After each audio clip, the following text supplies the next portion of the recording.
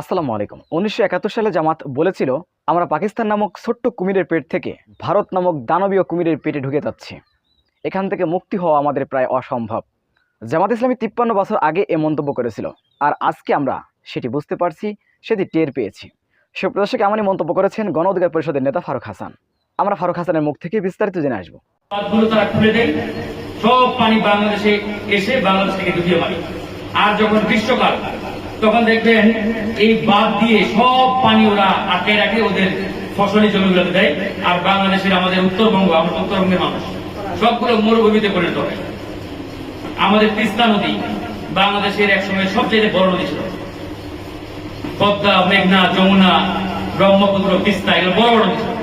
এই তিস্তা নদী এখন নাই, মরে গেছে। এটা একদম ধুলো বালুচর।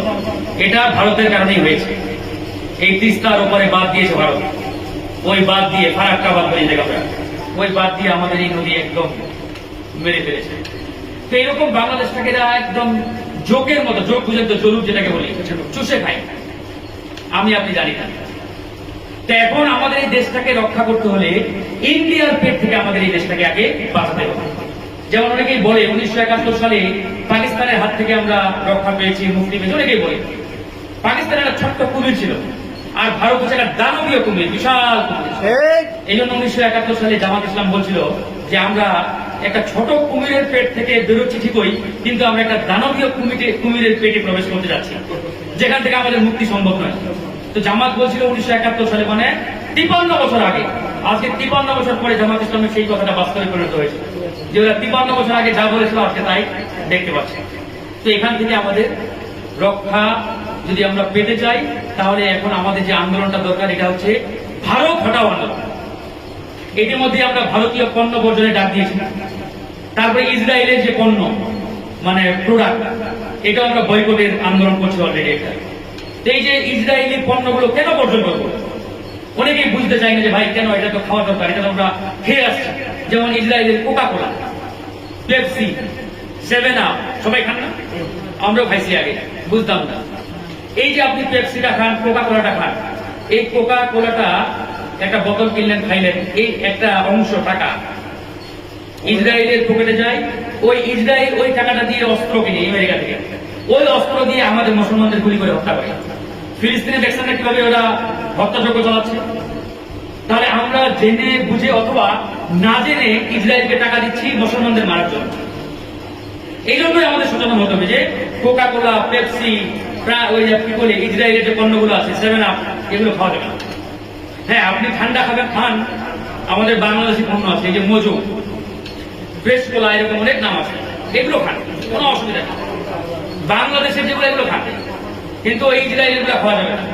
আবার ইন্ডিয়া কয়েকদিন আগে ৫২৭টা পণ্যে, ইন্ডিয়ার মশলা, গুঁড়া, ইত্যাদি ইত্যাদি বিভিন্ন, এগুলোতে ক্যান্সারের উপাদান পাওয়া গেছে। ক্যান্সারের উপাদান, এই ক্যান্সারের উপাদান পাওয়ার কারণে ওই পণ্যগুলোকে আমেরিকা, ইউরোপ, জাপান, ওই দেশগুলো কি করছে, নিষিদ্ধ করে দিয়েছে, যে এই পণ্যগুলো খাইলে মানুষের ক্যান্সার হবে, এগুলো আমাদের দেশে চলবে না। সব দেশ ব্যান করছে, নিষিদ্ধ করছে, বাংলাদেশ করে নাই। কারণ এই যে স্বামী স্ত্রী সম্পর্ক, তাহলে আমরা কি করি, মারা যাই। আবার আমাদের এক বিখ্যাত আলেম বাংলাদেশে, তিনি বলেছিলেন ইন্ডিয়ার সব পণ্যে নাপাক উপাদান। এটা কিন্তু সত্য, কারণ ইন্ডিয়া যখন বিভিন্ন পণ্য তৈরি করে, প্রত্যেকটা পণ্যে গোবরের ফোঁটা দেয়। তো গোবর নাপাক জিনিস না ভাই? তো একটা জিনিস যদি এক ফোঁটা নাপাক জিনিস দেবে, পাক থাকবে না, তাহলে ইন্ডিয়া তো, আর ইন্ডিয়ার কাছে গোবর হচ্ছে পবিত্র।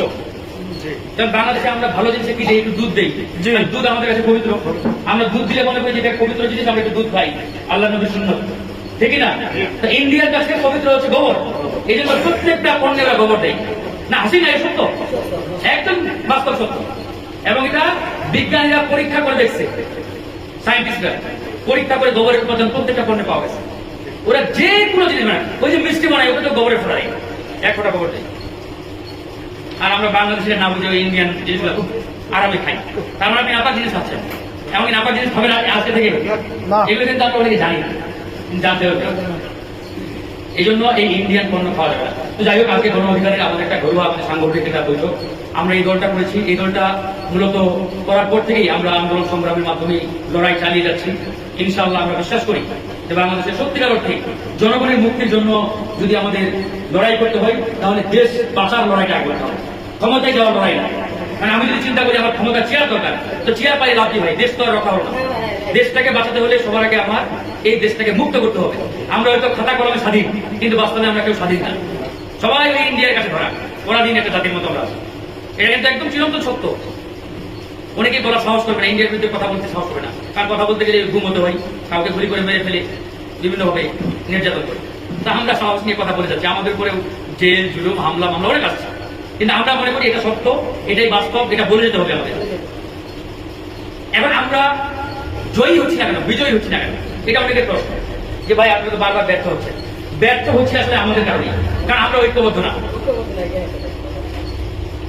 ঢাকায় একটা বড় হোস্টেল ছিল, বোর্ডিং আগে মানুষগুলো বলতো বোর্ডিং। তো ওখানে মোটামুটি প্রায় 200 মানুষ থাকতো, ওই ব্রিটিশ আমলে। তো ওই বোর্ডিং এ প্রত্যেক রাতে একটা আইটেমে খাওয়া খায়, প্রত্যেক রাতে মনে করেন যে পাঙ্গাস মাছ। তো পাঙ্গাস মাছ খাইতে খাইতে মানুষজন বিরক্ত হয়ে গেছে। তো একদিন রাতে সবাই বিক্ষোভ করছে যে আজকে থেকে আর পাঙ্গাস মাছ খাবো না, আমরা চলো ম্যানেজারকে ধরি। তো এরকম সবাই এসে ম্যানেজারে ধরছে যে ম্যানেজার সাহেব আগামীকাল থেকে পাঙ্গাস চলবে না, আইটেম পাল্টাতে হবে।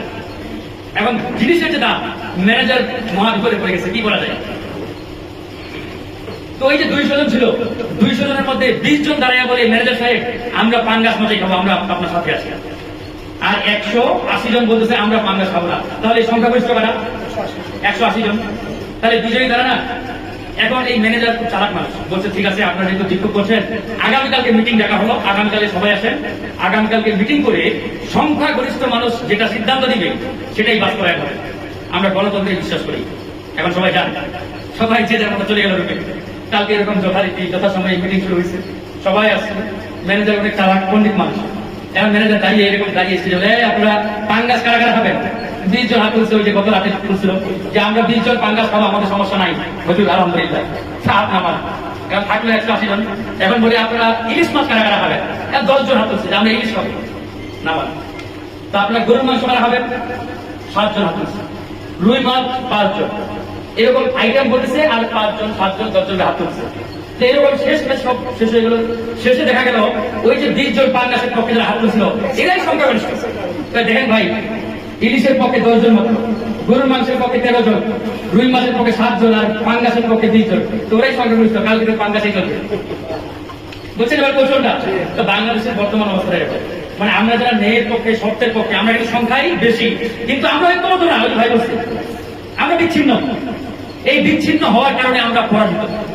আর ওই যে 20 জন খারাপ যারা মাদক খায়, চোর ডাকাত, ওরা সংখ্যায় কম কিন্তু ঐক্যবদ্ধ। একটা চোরকে ধরেন 10টা চোর পিছনে গিয়ে দাঁড়িয়ে যাবে। সুপ্রদর্শক, ফারুক হাসানের এই বক্তব্যটি আপনারা কি হয়ে দেখছেন? অবশ্যই আপনাদের মূল্যবান মন্তব্য কমেন্ট বক্সে জানাবেন। সবসময় সত্য নির্ভর তথ্য পেতে আমাদের চ্যানেল সাবস্ক্রাইব করে আমাদের সাথে থাকুন। আসসালামু আলাইকুম রহমতুল্লাহি ওয়া বারাকাতুহু।